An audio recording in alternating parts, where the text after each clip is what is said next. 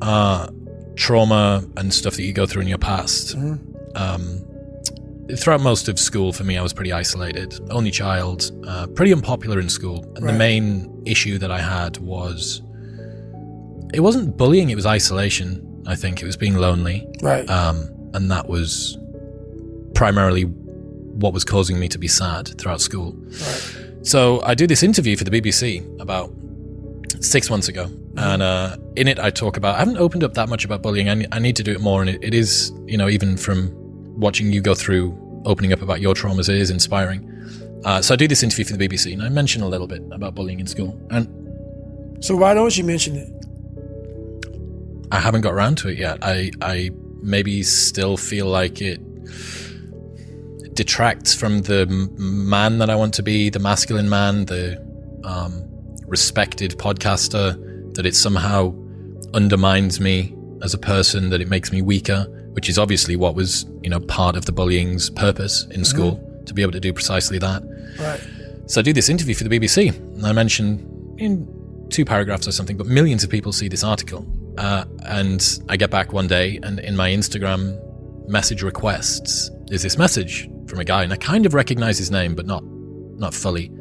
And I don't know whether you know, but there's like a character limit in Instagram. Yes. And this is 5 character limit messages long. Jeez. With multiple paragraphs within each of them, right? So I open it up, and this guy says, "Hi, Chris, you might not remember me, but we went to school together. I bullied you. My daughter is 4, and she's about to go to school. And given that she's about to go to school, me and my wife have been discussing about the kind of child that we want her to be. And that caused me to reflect on my time that I spent in school.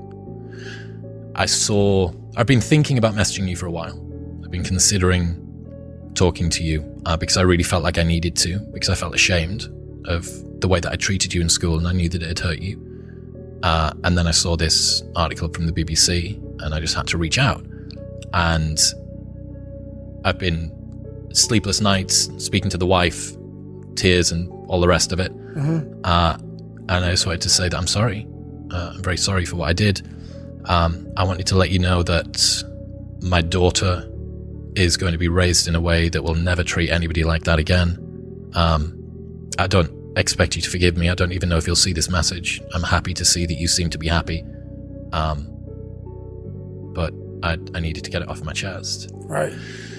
I'm like, fuck, totally taken aback. Like, wasn't prepared for this. I've come back in from the gym or something, and I'm sat reading this message like, fucking hell, that's heavy. So I go back through and I think, well, how do I feel about this? How do I feel about this person? How do I feel about my experience? Right.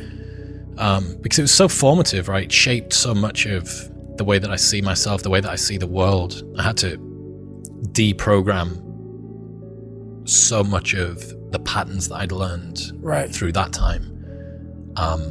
My desire for validation from other people, my need to be liked, my constant vigilance, my ambient anxiety that was always looking for what was going on, my concern of being left out, my adamant nature that everybody was able to judge something about me that I didn't know about myself. But this guy had like fully opened up to me, and I thought, well, it was beautiful. It was a beautiful message. So I replied to him and I said, hey man, I very much appreciate you reaching out. I think it's an incredibly brave thing to do. And if me going through what I went through, and then the pain and discomfort and such, and your subsequent suffering of reflecting on what you did, if that has led to a world in which your daughter will be the sort of person who will behave in a manner that's going to make the world a better place going forward, I think that's a price that's worth paying. That's awesome, man. That's a great story. That's a great story. And you're the expert on it. That's why you should talk about bullying. I know. Yeah, you're the expert. And that's why I do it. That's why I've become so vulnerable, because all that knowledge you gain, because now you are successful. And there's so many people who are getting bullied in so many ways that, you just show them that there's a path. But the path is really like I talk about, studying the bully. That's the path. Studying the bully. Were you ever tempted to become a bully? Never. I'm always, like I said, like I told you before this started, I wanted to be a priest. You know, and could you imagine one of those sermons? Oh, it'd be sick, because I would cuss. Because I would definitely cuss. Praise the Lord, motherfuckers. That's it. I would definitely cuss. Man, because that's the world. And there's a lot of people who probably hear this like, oh my God, oh my God, let me close my ear. You know, the world's tough. The world's tough. And when you come up the way I came up, the only way I can fucking describe something sometimes is say fuck or motherfuck. Because that's how dark this shit was. And I can't make it flowery. I can't make it PG. Like, oh, I want my kids to, like, I have a clean edition of this book.